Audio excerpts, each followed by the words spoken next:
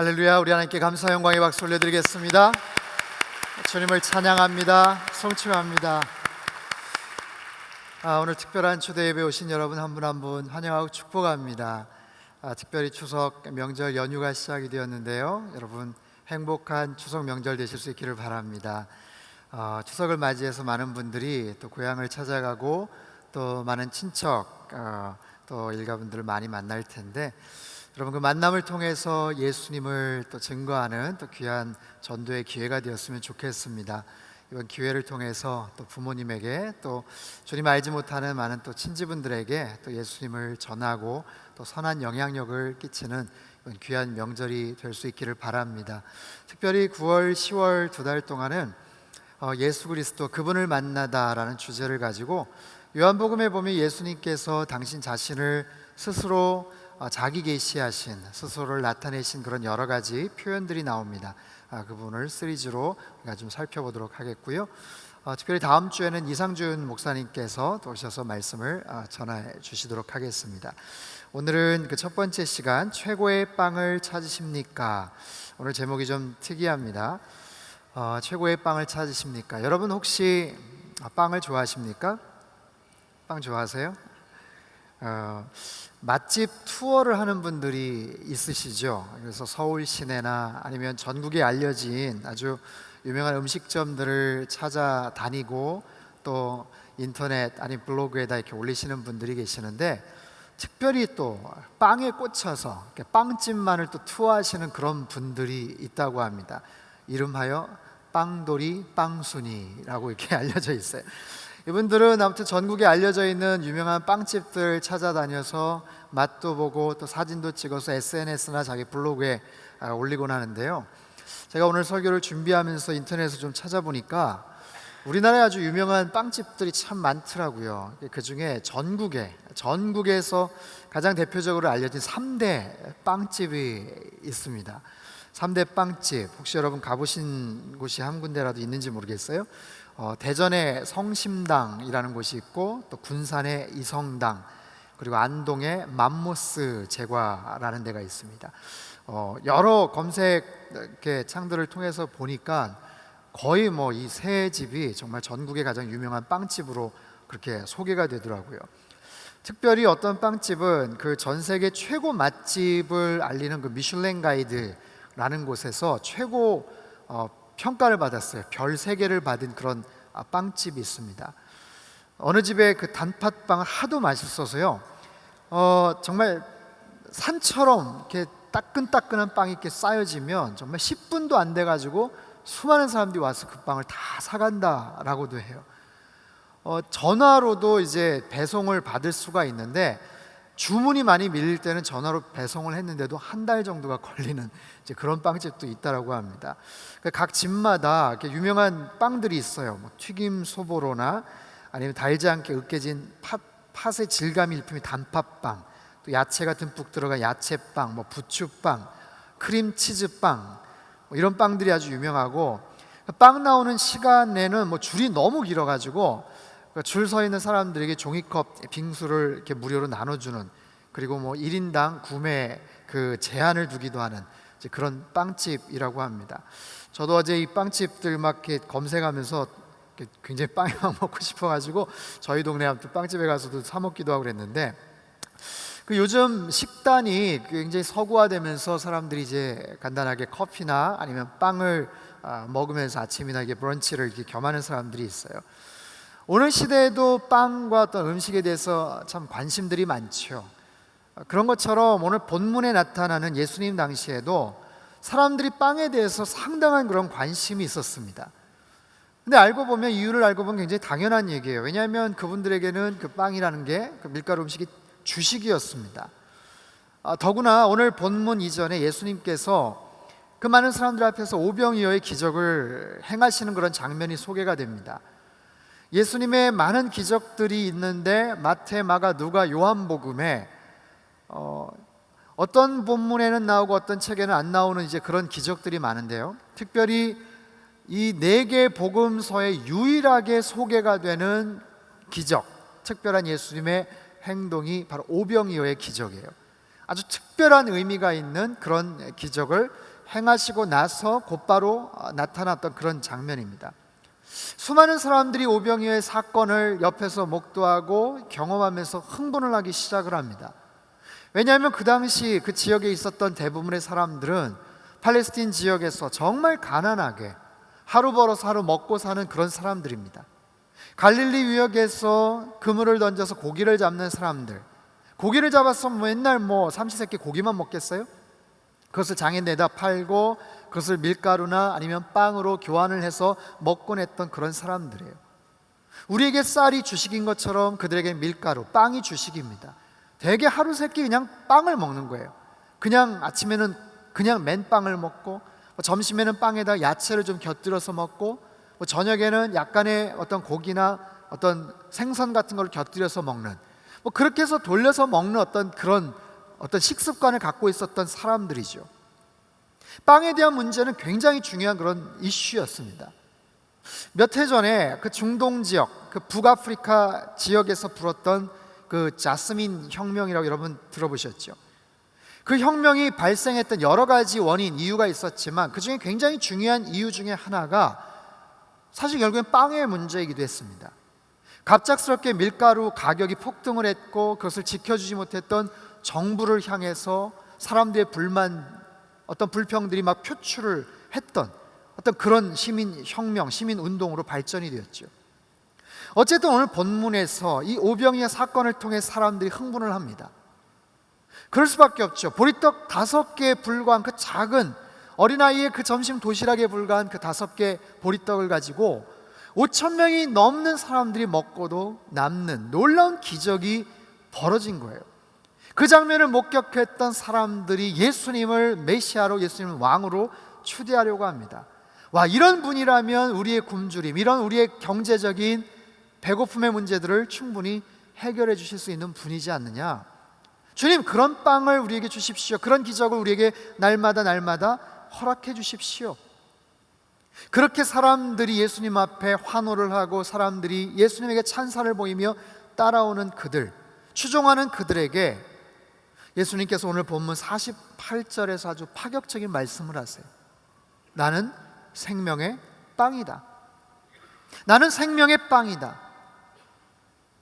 무슨 뜻일까요? 생명의 빵이다. 뭔가 독특한 의미를 갖고 있어요. 생명의 빵이다. 생명을 주는 빵이다. 생명을 가져다 줄 수 있는 그런 양식이 된다. 그런 의미인가요? 영생수, 불로초, 어떤 의미입니까?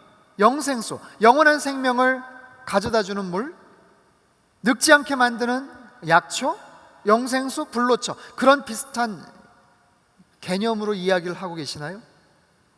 뭔가 특별한 양식으로서, 특별한 음식으로서 그 이미지, 그 말씀을 지금 설명을 하고 계세요. 여러분, 세상에는 아주 특별한 음식들이 참 많은데요, 일본 아오모리 현에 기무라 아키노리라는 분이 생산하는 사과가 있어요. 한때 많이 알려졌던 유명한 사과입니다. 이름하여 기적의 사과예요. 이 사과를 맛본 사람들, 그리고 사과를 맛본 사람들, 그 언론에서의 표현들이 이렇습니다. 눈물나게 맛있는 사과, 한 입 베어 먹는 순간 온몸의 세포가 환호하는 사과, 먹다 보면 심까지 먹어버리게 되는 썩지 않는 기적의 사과. 실제로 어떤 때에는요, 온라인 판매 개시 3분 만에 품절이 되어버려요. 그리고 이 기적의 사과로 만든 수프를 먹으려면 1년을 기다려야 된다고 합니다. 그 소문을 듣고 한 기자가 찾아갔는데 그렇게 글을 썼어요. 사과를 들고서 먹다 보니 정신을 잃었고 문득 정신을 차려보니 손안에 남는 건 사과 씨뿐이었다. 좀 과장이 좀 심한 것 같아요. 예. 근데 아무튼 기가 막힌 맛을 낸다고 합니다. 거기서 이렇게 표현을 해요. 왜 이렇게 맛있는가? 일체의 농약을 치지 않고 순전히 주인의 사랑과 정성으로 재배되는데요, 사과 스스로 만들어내는 밀랍성 물질 때문에 그 안에 있는 리놀산과 올레산이 증가를 하고 이것이 껍질에 함유된 고형물질을 녹이면서 왁스 성분이 증가되어 기름을 바른 상태처럼, 무슨 말인지 잘 모르겠어요. 아무튼 이렇게 함으로써 가장 영양가가 높고 먹기 좋은 때임을 스스로 알려주는 기적의 사과. 겉모양은 약간 일그러져 있고 작은 상처도 있지만 농약을 전혀 치지 않기 때문에, 하지만 평범해 보이지만 정말 믿기지 않을 정도로 놀라운 맛을 선사하는 일본 지역에서 나는 사과라고 합니다. 여러분, 전 세계에 알려진 3대 음식이 있죠. 유명한 음식, 그 푸아그라인가요? 거위간, 그리고 캐비어, 그리고 또 한 가지는 트러플이라고 알려지는 송로버섯이에요. 송로버섯 들어보셨나요? 이 송로버섯은 특별하게 땅 속에서 자랍니다. 그리고 양식이 안 돼요. 자연산밖에 안 돼요. 육안으로 구분하기도 어렵습니다. 땅 속에 있기 때문에 사람이 캘 수도 없어요. 그래서 특별하게 그 버섯의 향으로 훈련이 된 개나 아니면 돼지를 통해서만 그 송로버섯이 있는 곳을 찾고, 그 버섯을 찾아내면 먹기 전에 빨리 아무튼 빼앗는데요. 그래서 굉장히 그 버섯을 채취하기가 어렵고 소량으로만 판매가 되는데, 보통 50g, 200g짜리 아주 소량이에요. 그런데 몇 해 전에 홍콩의 재벌이 경매에서 구매한 이 송로버섯이 1.5kg, 자그마치 3억 원이 넘는 가격에 낙찰되었다는 거예요. 어떤 맛인지 모르겠어요. 어마어마한 가격입니다. 제가 2주 전에 속초에 갔었는데요. 속초에 아주 유명한 호떡집이 있더라고요. 이름하여 씨앗 호떡. 혹시 여러분 아시는지 모르겠어요. 부산 지역에도 있다고 하는데요. 저는 사실 몰랐어요. 어떻게 우연히 지나가다가 사람들이 줄을 서 있길래 한번 갔는데, 보니까 호떡을 판매하는 시간이 저녁 8시에 문을 닫아요. 저녁 8시에 문을 닫는데 제가 갔던 시간이 8시 반 정도 됐거든요. 근데 사람이 줄을 많이 섰어요. 8시 반에 저도 모르게 같이 줄을 서 40분을 기다려가지고 호떡을 먹었습니다. 1,000원짜리 호떡이에요. 근데 보니까 뭐 생활의 달인에도 한번 소개가 됐고 전국에서 굉장히 유명한 호떡이에요. 전국에 택배가 가능한, 호떡이 택배가 가능해요. 1,000원짜리 호떡. 근데 제가 40분을 기다려서 아무튼 그 호떡을 사 먹었는데, 하나를 먹고 나서 후회를 했어요. 기왕 사는 거 좀 더 살 걸. 왜 하나만 사가지고 다시 줄을 쓸까? 보니까 근데 줄이 아직도 있어요. 근데 보니까 이게 어른 손바닥만한 갈색 그 빛깔의 호떡 반죽을 만드는데요, 그걸 노릇노릇하게 잘 튀겨서 이거를 칼로 배를 가르더라고요. 배를 싹 갈라서 그 안에다가 호박씨앗이나 여러 가지 견과류, 그리고 굉장히 달콤한 소스 가루들을 양념을 한 것을 그 배를 갈른 곳에다가 이렇게 넣어요. 그리고 집게로 살짝 거기를 찝어줍니다.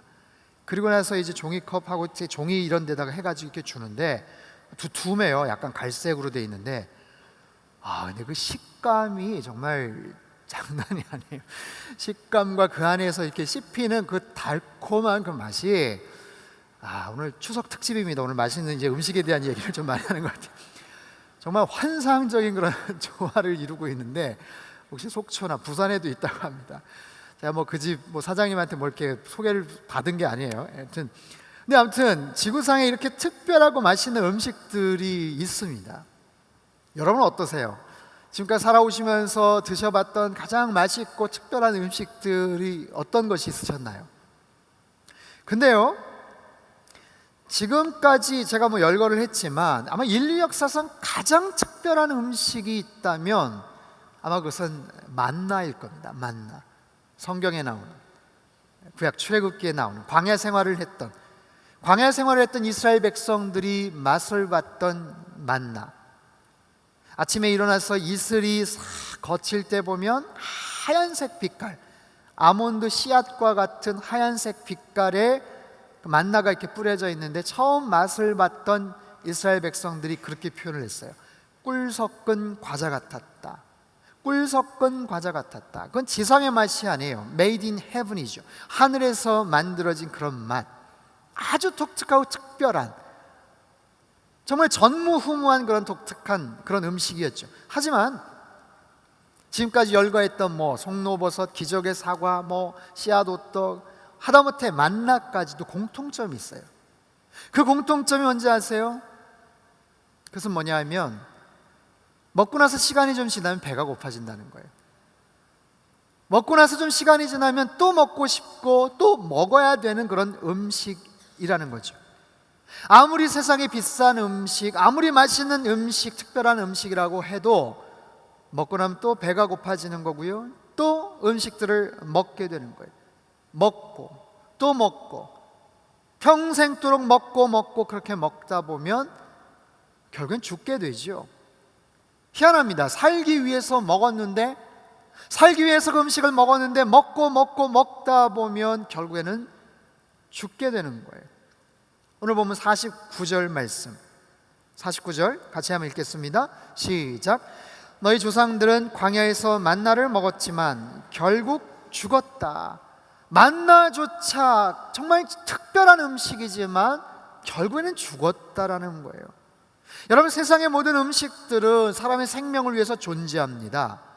사람들은요, 생명을 위해서 먹습니다. 생존을 위해서 먹습니다.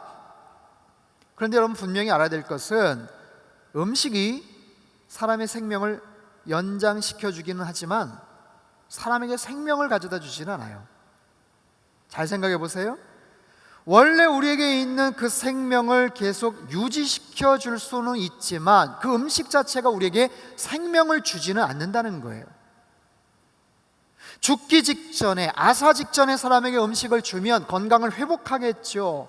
하지만 결국에는 5년 후, 10년 후, 20년 후에 사망에 이르게 되는 거예요.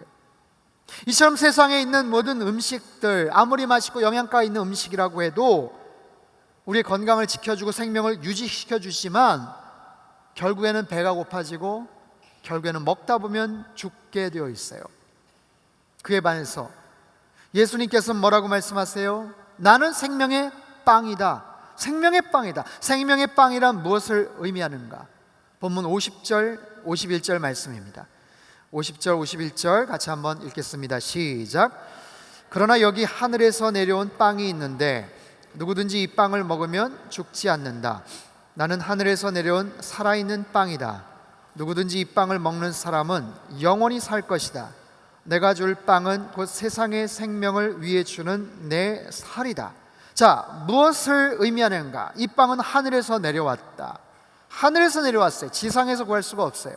사람의 손으로 만들어진 것이 아니에요. 또한 누구든지, 이 빵을 먹는 누구든지, 누구든지 먹을 수가 있다는 거예요. 조건, 제약, 어떤 제한, 누구는 되고 누구는 안 되고, 아니에요. 어떤 사람이든지 상관하지 않으세요. 그리고 먹으면 죽지 않는다. 죽지 않는다. 영원히 살 수가 있다.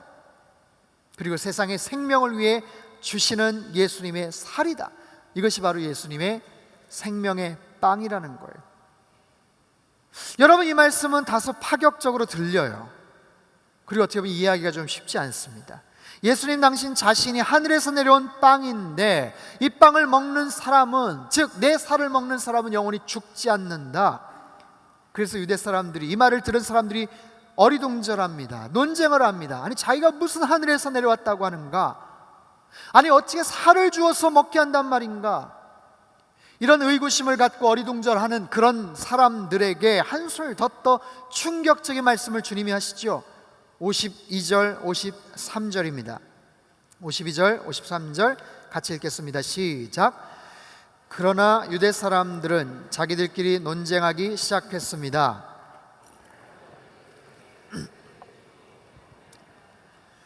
예수께서 그들에게 말씀하셨습니다. 내가 진실로 진실로 너희에게 말한다. 너희가 인자의 살을 먹지 않고 인자의 피를 마시지 않으면 너희 안에 생명이 없다. 자, 대단히 이해하기 힘들고 어쩌면 그 자리에 있던 유대인들이 상당히 불쾌한 감정으로 받아들였을지도 몰라요. 주님이 생명의 빵인데, 하늘에서 내려오신 생명의 빵인데, 더 나아가서 주님의 살을 먹고 내 피를 마셔야 된다. 그래야만 생명이 있다. 여러분, 피라는 것은요, 특별히 유대인들에게 있어서 이 피라는 것은 굉장히 터부시되거나 아니면 특별한 취급을 받았던 그런 물질이죠. 어떻게 보면 굉장히 성스럽고 어떻게 보면 굉장히 혐오스러울 수 있는, 더군다나 그 피를 먹는다, 마신다, 이것은 하나님께서 규정하신 명백한 죄악이에요. 다소 엽기적이고 불쾌한 느낌으로 받아들일 수도 있는, 그 당시에 이교도들 중에서요, 소를 숭상하는 사람들이 있었어요. 그리고 그 사람들은 자기네들의 의식을 마치며 소의 살을 날것으로 먹었다고 합니다. 왜요? 자신들이 섬기는 신의 살을 먹다 보면 자기네들도 신격화될 수 있다는 거예요.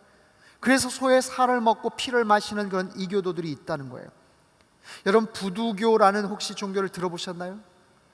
닭의 목을 쳐서 그 피를 마시는 아주 극단적인, 엽기적인 어떤 그런 행동을 하죠. 어쩌면 예수님의 이 말씀을 문자적으로 받아들인다면 비슷한 감정과 느낌을 가질 수가 있을 거예요. 예수님의 살과 피, 우리들은 물론 그것이 무엇을 의미하는지는 알아요. 예수님의 살과 피, 주님의 살과 피, 떡과 잔, 성찬 예식을 의미하고 상징하죠. 초대교회 때 정말 지하 카타콤베에서 많은 크리스찬들이 주님의 살과 피, 떡과 잔을 나누면서 서로 크리스찬이티, 주님으로서 하나 되는 어떤 그런 연합의 모습들, 신앙의 모습들을 서로 공고히 했던 그런 장면들. 근데 그런 이야기들이 암암리에 알려지면서 사람들에게, 로마 사람들에게 오해가 되는 거예요. 저 사람들이 피를 마시고 살을 먹는다, 사람을, 인육을 먹는다, 식인 습관이 있다, 오해를 당하고 핍박을 당했던 이유이기도 합니다. 이 말씀은 도대체 어떤 의미입니까? 54절에서 56절까지 소개가 되어 있습니다. 같이 한번 읽어보죠. 54절에서 56절 시작. 누구든지 내 살을 먹고 내 피를 마시는 사람은 마지막 날에 살릴 것이다. 내 살이야말로 참된 양식이요 내 피야말로 참된 음료다. 누구든지 내 살을 먹고 내 피를 마시는 사람은 내 안에 있고 나도 그 안에 있다. 자, 보세요. 예수님의 살을 먹는다는 것은 예수님의 말씀을 듣고 예수님을 믿고 가까이 한다는 의미, 예수님의 피를 마신다는 것은 예수님의 보혈의 공로를 의지한다는 것, 보혈의 능력을 받아들인다는 것, 내가 예수님을 알고 예수님을 믿고 그 예수님을 향해서 내 마음을 열고 그 주님을 영접하는 순간 그분이 내 안에 들어오시고, 그분이 내 안에 들어오시고 나는 그분 안에 함께 있고 그분과 내가 만나는, 연합하는, 하나가 되는 놀라운 사건이 벌어지게 되죠. 그분과 내가 하나가 되는 거예요. 그분과 내가 한 몸이 되는 거예요. 그래서 그분이 내 안에 들어오셔서 내 안에 있는 모든 것을 지배하시는 거죠.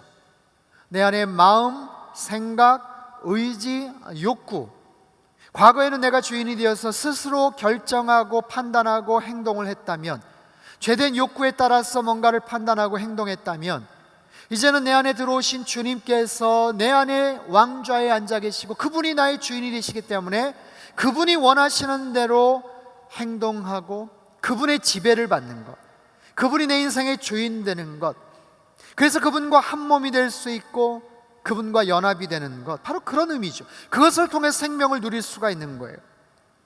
여러분 생각해 보세요. 인간의 마음에, 인간의 생각에 끊임없이 수많은 염려와 근심과 불안들이 계속해서 밀려옵니다. 밀물처럼.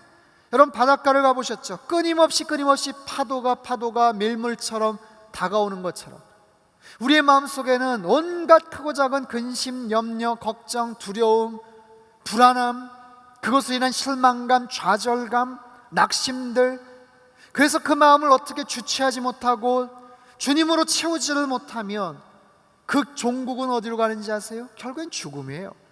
결국엔 죽음을 묵상하게 되고 자살을 묵상하게 되고, 하나님을 알지 못하는 사람들, 그 육신의 생각과 육신의 마음은 언제나 그런 것으로 채워지는 거예요. 즉 육신의 양식, 세상의 양식만 먹는 사람들은 생명을 얻지를 못한다는 거죠.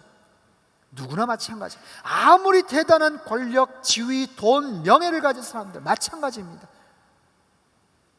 최근에 헐리우드의 그 로빈 윌리엄스인가요? 유명한 배우가 목숨을 끊었죠. 굉장히 좋은 이미지에 좋은 역할을 했었던 그런 명배우지만 그 많은 인기와 명예와 집과 돈과 부가 있지만 그 안에 예수 그리스도의 생명이 없으면, 그 중심이 그것으로 채워지지 않으면 결국에는 허무한 거예요. 결국에는 세상의 모든 것을 누려봤던 솔로몬이지만, 여러분, 인류 역사상 솔로몬처럼 많은 것을 누린 사람이 없어요. 전도서에 그가 말합니다. 자기는 자기 눈이 원하는 것을 금해 본 적이 없다. 자기 눈이, 자기 욕심이 원하는 것을 금해 본 적이 없다는 사람이에요. 근데 그 모든 것을 다 누리고 쫓고 쟁취하고 얻고 소유해 본 결과가 뭐예요? 헛되다라는 거 아닙니까? 헛되다. 헛되고 헛되고 헛되고 헛되니 모든 것이 헛되다. 세상에서 주님을 알지 못하는 사람들의 그 결국에는 허탈한 거예요. 허무주의로 빠지거나 비관주의로 빠지거나 극심한 우울증에 시달리다가 스스로 목숨을 끊거나 생명과는 반대의 길을 걸어가는 것. 하지만 주님께서 말씀하신 것처럼 주님과 한 몸이 되고 주님과 연합되어서 살아갈 때 그분이 나에게 공급해 주시는 기쁨이 있고, 그분이 나에게 주시는 은혜가 있고 감사가 있고 사랑이 있고, 내 삶이 뭐 대단한 것들이 변화가 되고 엄청난 무슨 로또를 경험을 하고 대박을 나고 그게 아니지만, 내 삶 속에 잔잔하게 스며들고 찾아오시고 채워주시는 주님이 주시는 그런 평안함, 그게 바로 생명의 능력이고 주님이 주시는 우리에게 주시는 선물이에요. 생명력 넘치는 삶을 사는 거죠. 그렇게 우리에게 정해주신 귀한 삶을 살다가 누리다가 이 땅에 생명력 넘치는 삶을 살다가 결국엔 그분과 함께 영원한 천국으로 들어가는 것, 영원한 생명의 길로 들어가는 것. 그래서 주님은 우리에게 생명의 빵이 되신다고 말씀을 하세요. 사랑하는 성도 여러분, 생명의 빵 되신 주님을 더욱더 가까이 하시고 그 주님을 날마다 먹고 그분과 하나 되는 은혜가 있기를 바랍니다. 우리는요, 날마다 정말 할 수 있는 한 더 자주 생명의 빵이신 주님을 먹어야 돼요. 어떻게 해요? 먹는 방법은 여러 가지가 있어요. 꼭 우리 입으로만 먹는 게 아니죠. 여러분, 병원에서 링거를 맞거나 수액을 주사하기도 하죠. 혈관으로 에너지원을 공급받는 거예요.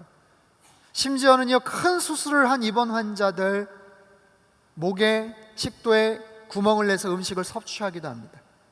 제가 지난주에 병원 신방을 갔었는데 환자분이 식사 중이었어요. 어떻게 식사하는가? 목에 구멍을 내서 영양분을 공급받고 계셨어요. 점심시간이었어요. 여러분, 이처럼 보다 특별한 방법으로 생명의 빵 되신 주님을 우리가 먹을 수가 있어요. 요한복음 1장 1절, 우리 자막을 통해서 한번 읽어볼까요? 요한복음 1장 1절입니다. 시작. 태초에 말씀이 계시니라. 이 말씀이 하나님과 함께 계셨으니 이 말씀은 곧 하나님이시니라. 요한복음 1장 14절도 같이 읽겠습니다. 1장 14절 시작. 말씀이 육신이 되어 우리 가운데 거하심에 우리가 그의 영광을 보니 아버지의 독생자의 영광이요 은혜와 진리가 충만하더라. 자, 말씀이 육신이 되어 우리 가운데 거하셨다. 말씀이, 로고스 되신 하나님의 그 말씀이 육신의 모습을 입고 이 땅에 오셨다는 거예요. 즉 예수 그리스도, 그분은 말씀이시라는 거죠. 주님이 생명의 빵이시라는 것, 다시 말하면 주님이 말씀, 주님의 그 말씀을 의미하는 거예요. 그래서 우리가 생명의 빵을 먹는다는 것, 섭취한다는 것은 그분의 말씀을 먹는다는 거예요. 어떻게 먹어요? 눈으로 보면서 먹는 거예요. 귀로 들으면서 먹는 거예요.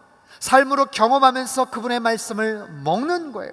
그렇게 주님의 말씀, 생명의 양식을 자꾸만 먹고 채우는 것, 우리의 생각, 우리의 마음에 계속해서 채우는 것. 여러분, 사람의 마음은요 중립지대가 아니에요. 우리의 생각은요 중립지대가 아니에요. 회색지대가 아니에요. 가만히 있어 보세요. 뭔가가 차오릅니다. 뭐가 차오를까요? 죄된 생각이 차올라요. 죄된 마음이 떠올라요. 죄된 욕구가 자꾸만 차올라요. 여러분 중에 가만히 있어도 선하고 아름다운 생각과 마음이 자꾸만 흘러넘친다, 그런 분 계세요? 그렇지 않아요. 아담의 DNA, 죄된 DNA, 그 죄된 이유 때문에, 그 본성 때문에 우리 마음속에서는요 가만히 있으면 그런 죄된 욕구들이 계속해서 차오르는 거예요. 내버려두면 자꾸만 그런 생각들이 자꾸만 채워지는 거예요. 그렇기 때문에 우리 마음속에 어떤 것을 채워나가는가, 여러분, 사람은 마음에 담긴 대로, 마음에 담겨진 대로 행동을 하는 거예요. 여러분 마음속에 만약에 지금 분노가 가득 차 있다, 만약에 화가 가득 나 있다, 그러면 아주 작은 일에, 사소한 일에도 벌컥 화를 낼 겁니다. 표정이 어두울걸요. 쉽게 말이 부드럽게 안 나올 겁니다. 말이 거칠게 나오겠죠. 당연한 거예요. 하지만 내 마음속에 지금 은혜가 차 있고 마음의 기쁨과 감사가 흘러넘치면 좀처럼 화를 내지 않아요. 분명히 화를 낼 수 있고 속상할 수 있는 상황인데도 제어가 되는 거예요. 참을 수가 있는 거예요. 내 마음이 그것으로 가득 차 있기 때문에. 그래서 내 마음과 생각을 무엇으로 지배하느냐, 어떻게 내가 다스리냐가 되게 중요합니다. 여러분, 그 얘기 아시죠? 미국 체로키 부족 인디안들이 아들 아니면 손자에게 가르쳐주는 이야기. 어떤 할아버지가, 체로키 부족의 인디안 할아버지가 손자에게 그런 얘기를 해요. 얘야, 우리 마음속에는 두 마리의 늑대가 살고 있어. 하얀 늑대와 검은 늑대야.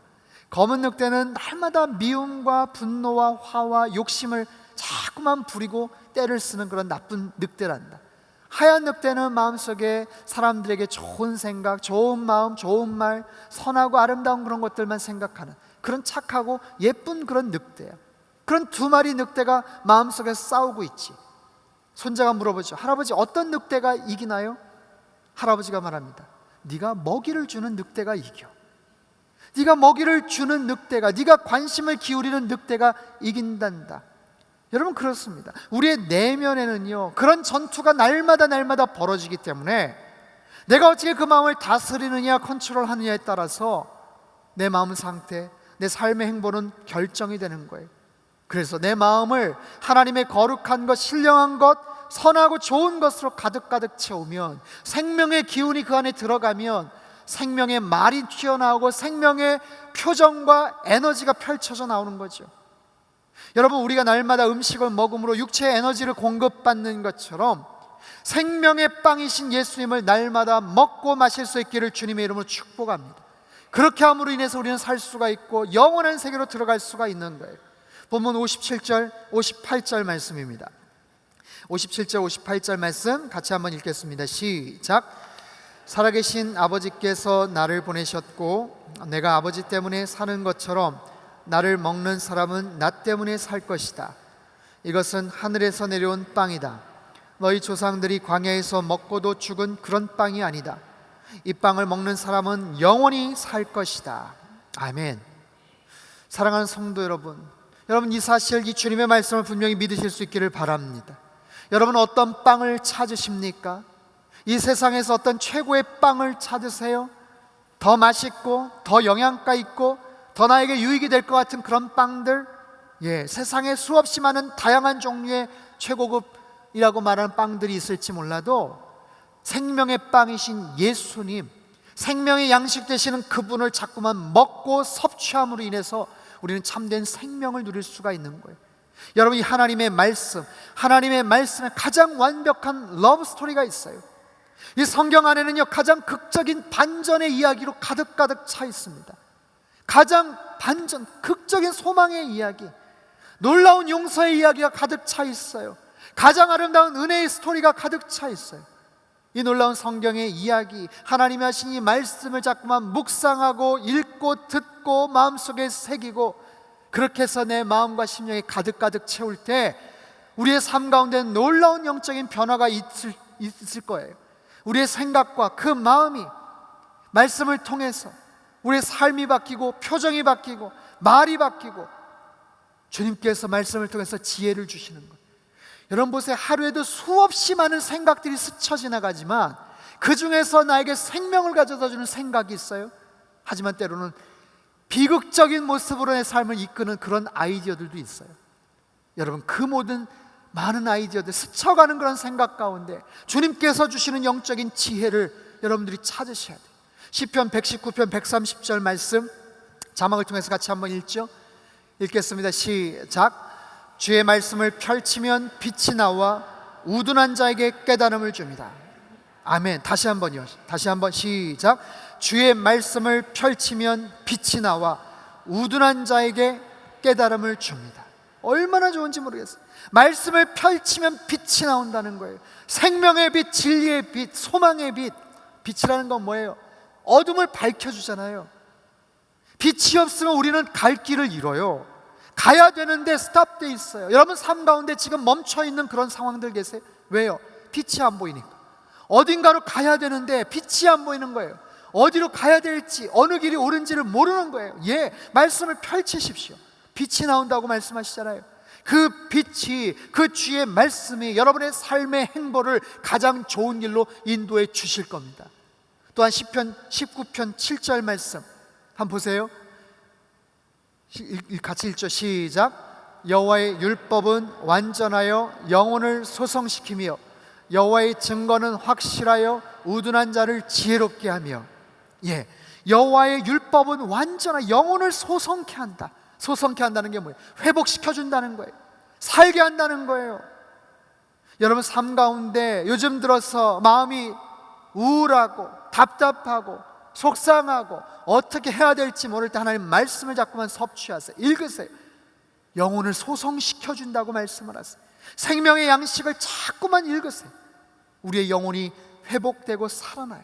그 속에서 하나님이 주시는 비전을 발견하고 소망을 발견하고 빛을 발견하고 그 길로 하나님께서 인도해 주시는 놀라운 은혜를 하나님께서 주셔요.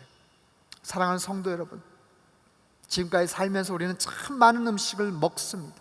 수없이 많은 다양한 종류의 빵과 세상의 양식을 먹고 살아요. 그러나 그 빵만 먹으면, 그 양식만 먹으면 결국엔 죽게 되어 있어요. 결국에는 죽어요. 하지만 생명의 빵이신 주님을 먹고 주님의 말씀을 섭취함으로 인해서 우리들은 살 수가 있어요. 이 땅에서도 생명력 넘치는 삶을 살게 되고요, 결국에는 그 주님을 따라서 영원한 생명의 나라로 옮겨지게 될 겁니다. 여러분, 사람은요 어떤 음식을 먹느냐에 따라서 냄새가 나요. 몽골 사람들은 양고기를 즐겨 먹습니다. 그래서 집에 가면 양 기름 냄새가 나요. 몸에서도 양 기름 냄새가 나요. 한국 사람들 몸에서 김치와 마늘 냄새가 풍겨지는 것처럼 우리들은 잘 느껴지진 않는데 서양 사람들은 괴로워합니다. 냄새가 나는 모양이에요. 육식동물은요 고기를 먹기 때문에 포악합니다. 반면에 초식동물은 풀을 먹고 자라 대체적으로 온순해요.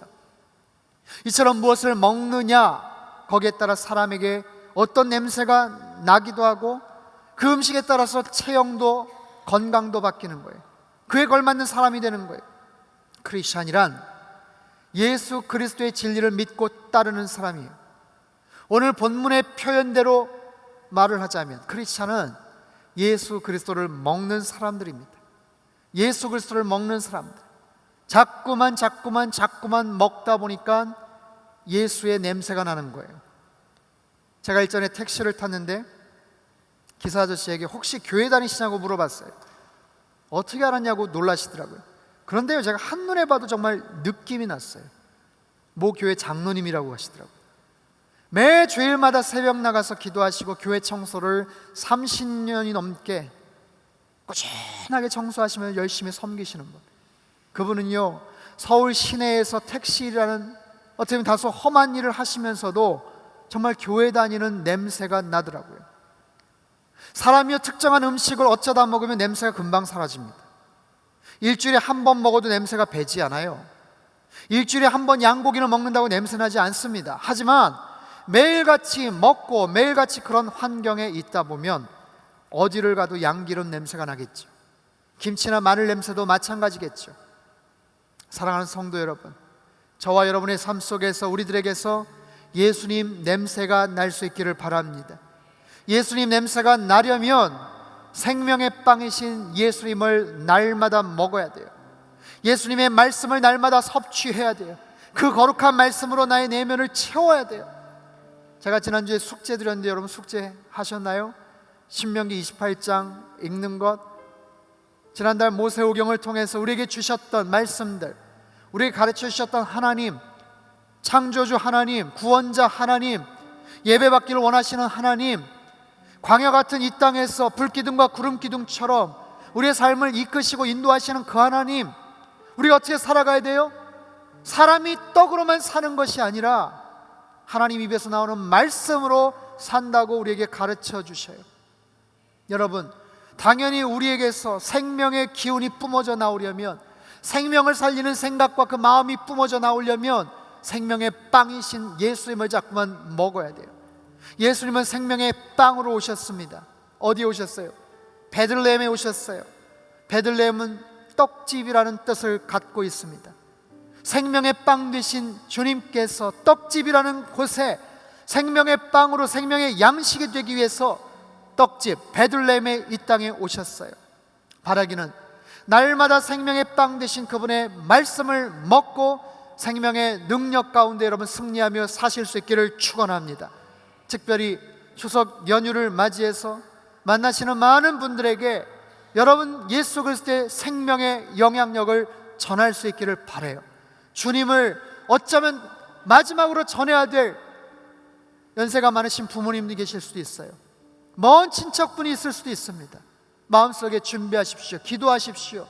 어렵고 쑥스러울 수 있지만 주님, 저에게 그런 기회가 주어진다면 생명의 빵이신 주님을 증거하고 싶습니다.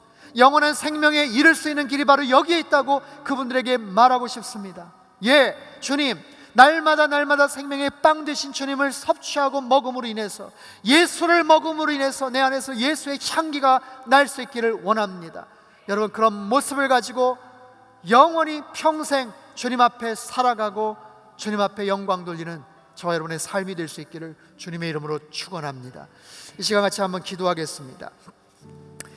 가슴에 두 손을 포개고 한번 같이 기도하지요. 주님이 말씀하십니다. 생명의 빵이다. 내가 생명의 빵이다.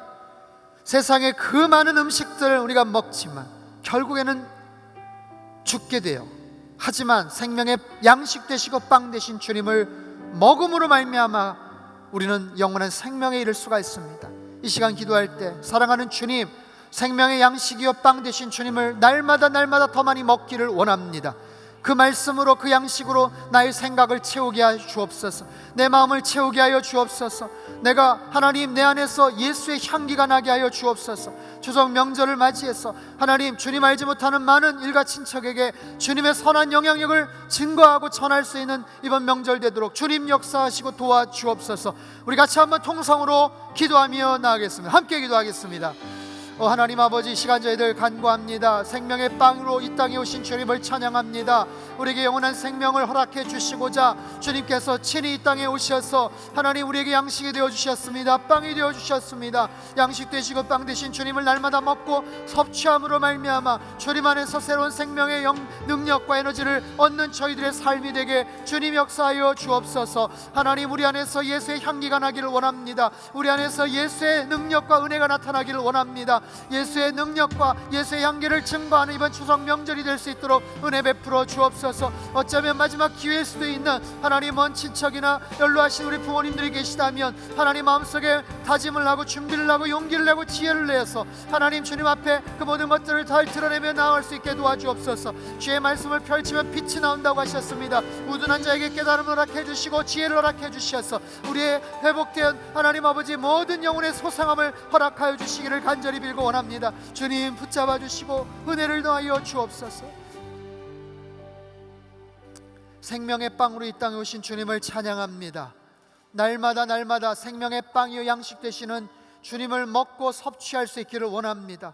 매일매일 계속해서 먹음으로 말미암아 우리 안에서 예수의 향기가 나타나게 하여 주시옵소서. 예수의 생명의 능력이 우리의 마음과 생각에 가득 차서 흘러넘치게 하여 주옵소서. 주의 말씀을 펼치면 빛이 나와 우둔한 자에게 깨달음을 주신다고 하셨는데 하나님, 그런 놀라운 지혜와 영적 통찰력을 가지고 살아가는 저희들 되게 하시고, 특별히 추석 명절을 맞이해서 많은 친척들, 일가들을 만날 텐데 하나님, 그들에게 예수 그리스도의 놀라운 복음을 증거하며 선한 영향력을 끼치는 참으로 귀하고 복된 명절 되도록 주님 역사하시고 축복하여 주옵소서. 존귀하신 예수님의 이름으로 감사하며 기도하옵나이다. 아멘. 할렐루야. 우리 하나님께 감사와 영광의 박수 드리겠습니다. 생명의 빵 되신 주님을 찬양합니다. 송축합니다.